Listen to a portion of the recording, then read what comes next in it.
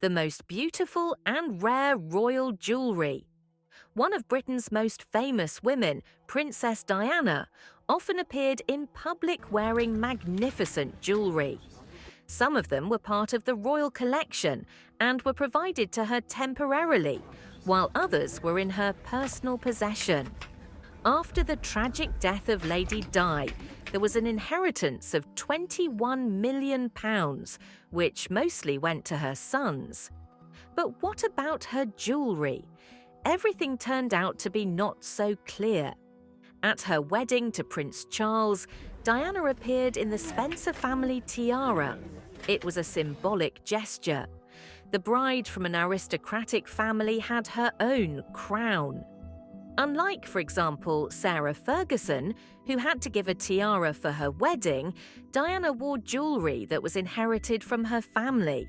However, tiara soon returned to the family estate during the princess's lifetime.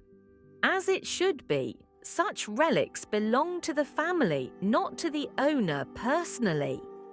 Diana forgot to return the jewelry for a long time until her brother reminded her about it. Now the Spencer tiara is back at the family's disposal, but none of the modern representatives of the family, including Kitty Spencer's niece, ever wore it to important events, even their own wedding. It is rumoured that the decoration allegedly carries heavy energy, and perhaps that is why it is avoided. Diana's engagement ring with a large sapphire is currently worn by Kate Middleton. This jewellery has become an integral part of the image of the Princess of Wales and rarely leaves her hand. Therefore, the public was surprised by the photo where Kate was without him, especially on such a significant day as Mother's Day. Another notable piece of jewellery, an aquamarine ring that belonged to Diana, was worn by Meghan Markle on her wedding day to Prince Harry. The set with this stone also included a bracelet, which no one else publicly displayed. Perhaps he and the ring are now with the Duchess in California. Diana did not have time to leave clear instructions regarding the distribution of jewellery. It is known that she wanted her sons to inherit them and subsequently pass them on to their spouses, but there were no specific instructions left. Therefore, today, it is impossible to say for sure which of the jewels remained in the UK and which went to the USA. At the wedding, Queen Elizabeth II presented Diana with a luxurious brooch with sapphire and diamonds. Subsequently, the princess transformed it into a pearl-framed necklace. This piece of jewellery ended up in the possession of Prince Harry, and it was his diamonds that were used to create Meghan's engagement ring. However, she did not like the ring, and she instructed the jeweller to change the design. The stones were re-cut and lost their original appearance. In addition, Meghan keeps Diana's gold watch and several bracelets, in which she appeared in public more than once. The swan necklace became Diana's last piece of jewellery.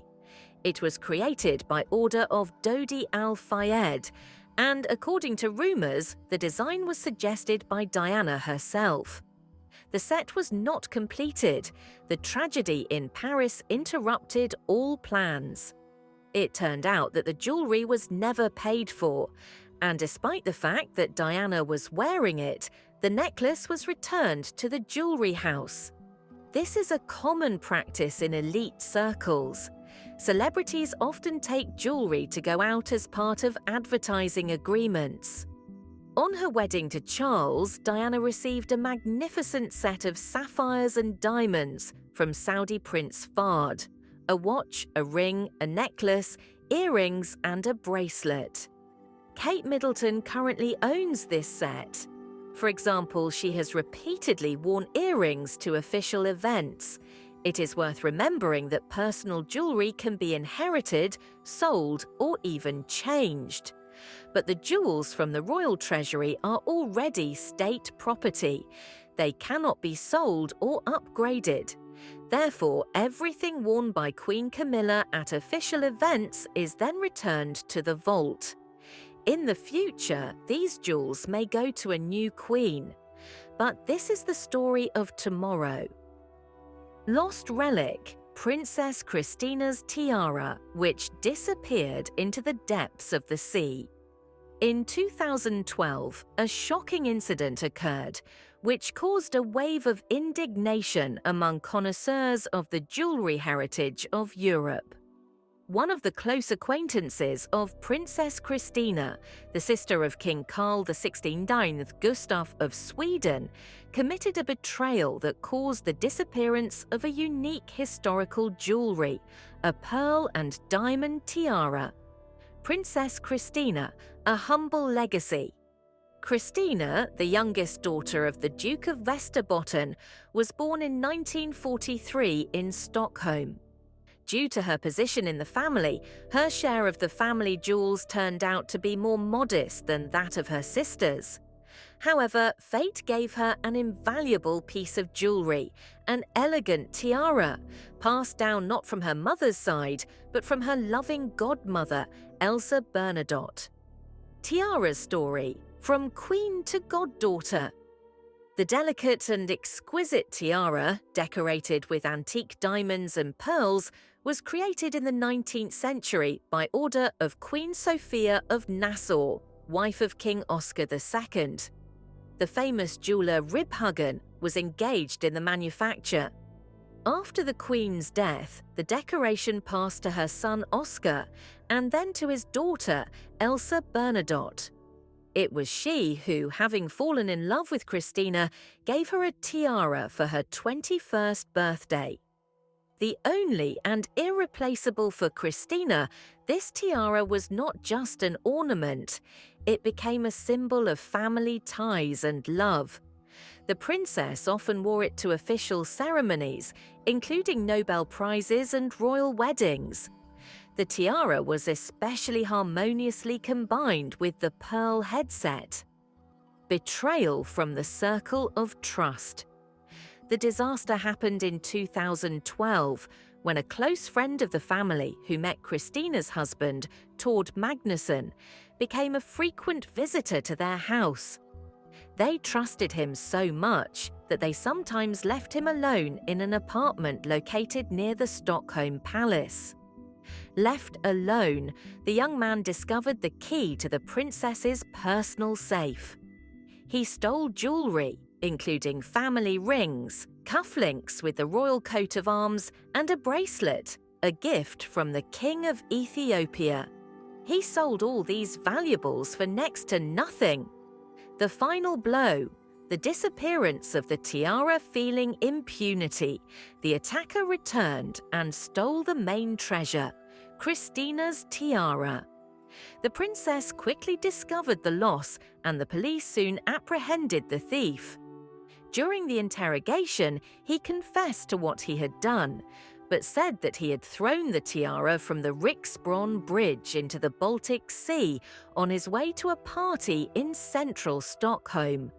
He could not explain his actions. A search that ended in nothing, divers immediately began working at the indicated place, but the decoration was never found. Suggestions that the tiara could have been sold or disassembled into jewelry still remain unconfirmed. But the probability that this exquisite artifact will ever see the light of day again is extremely low. This is how one of the most elegant historical tiaras, a symbol of family affection and royal heritage, disappeared without a trace. An exquisite diamond tiara from the legendary Faberge is a gift to Crown Princess Cecilia. Antique jewelry is not just jewelry. They are guides to another time, filled with brilliance, fine craftsmanship, and the magic of stones that tell amazing stories. One of these relics was a magnificent tiara created by the famous Faberge house, specifically for Crown Princess Cecilia of Mecklenburg-Schwerin. This exquisite jewel was presented to the young Duchess Cecilia von Mecklenburg-Schwerin by her mother, Grand Duchess Anastasia Mikhailovna, in honor of her marriage to Crown Prince Friedrich Wilhelm, the future heir to the Prussian and German thrones. The celebration took place in 1905. In Philippe de Laszlo's 1908 portrait, Crown Princess Cecilia appeared in her prime, the epitome of grace and grandeur of the era. Her wedding to Friedrich Wilhelm was an event that shocked European society. A grand celebration in Berlin gathered crowds of guests, and the capital of the German Empire turned into an arena of magnificent celebrations for several days. The gift-giving ceremony took place at the Braunschweig Gallery and was remembered for its splendor. Among the gifts were works of jewelry, exquisite silver, porcelain, as well as a carriage presented by Emperor Franz Joseph I of Austria-Hungary. Cecilia, who possessed a rare beauty, black hair, expressive brown eyes, instantly won the sympathy of the court. Her taste, fashion sense, and elegance turned the princess into a trendsetter. Her outfits were copied all over the country, and the way she wore jewelry became a role model. The tiara created by the Faberge house was a real work of art. The decoration was distinguished by a complex ornament, with 3 large round-cut diamonds placed in wreaths of stylized laurels. The frame consisted of an elegant lattice decorated with alternating rosettes of pink diamonds in the shape of quatrefoils. Years later, this family treasure passed to Cecilia's daughter, her namesake.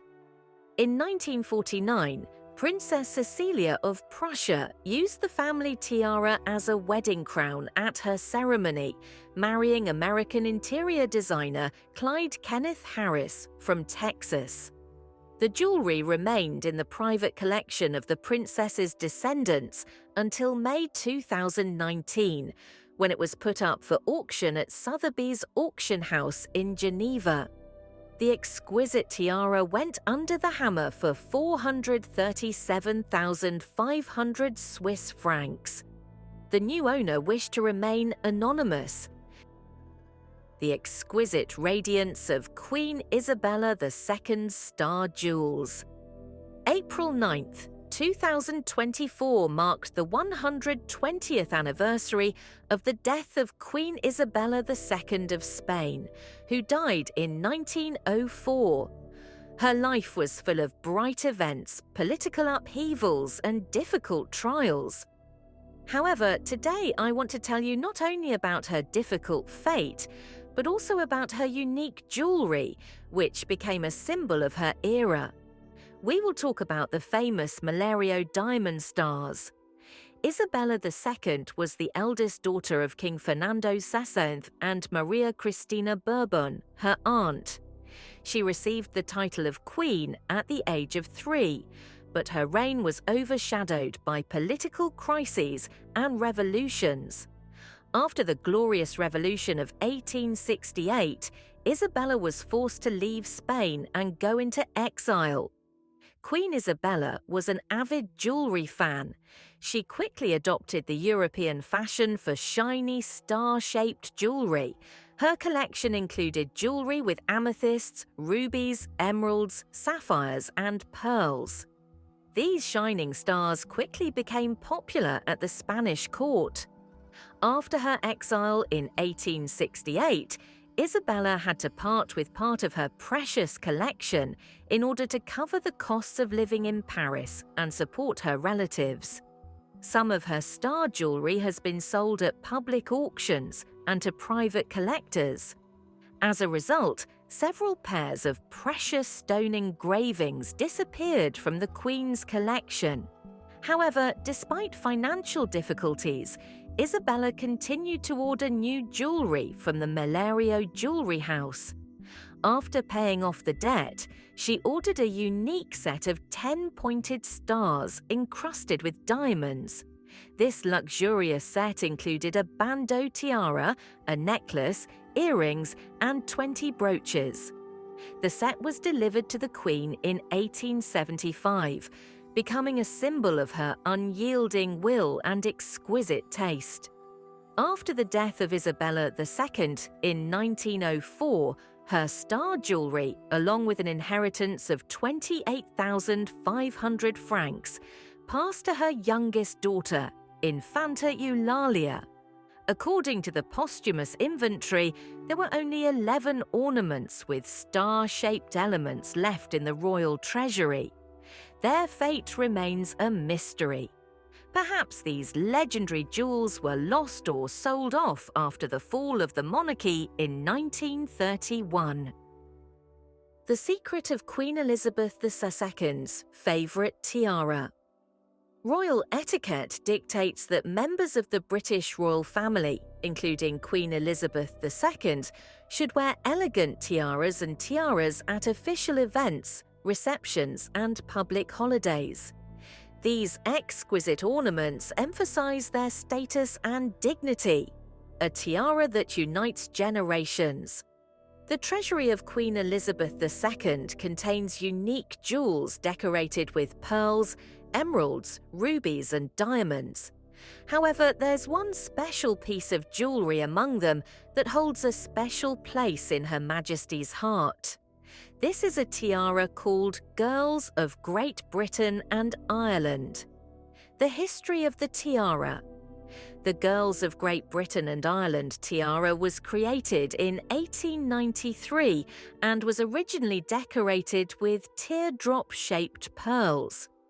It became a wedding gift for Princess Mary of Teck, the grandmother of Queen Elizabeth II, when she married George, Prince of York. The Girls' Committee of Great Britain and Northern Ireland raised a significant sum to present this piece of jewelry as a sign of recognition and respect. Maria of Teck warmly accepted the gift and eventually replaced the pearls with diamonds, giving the tiara even more value. For her, this jewelry became a symbol of unity and gratitude, of women from all over the country who contributed to the creation of the gift. A tiara in the royal family. After her accession to the throne, Maria of Teck continued to collect exquisite diamonds, creating a unique collection, which she later passed on to her granddaughter Elizabeth. When Princess Elizabeth married Prince Philip, Duke of Edinburgh, Queen Mary gave her this tiara, forever linking it with the family history. Since then, the tiara has received a new name, wedding, although none of the queens wore it for the wedding ceremony, the mystery of the tiara. The special feature of this tiara lies not only in its elegant design, but also in its mystical effect.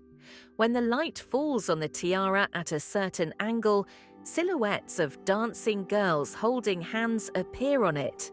This image symbolizes unity and harmony, which is especially important for the Queen, who represents the country and its people.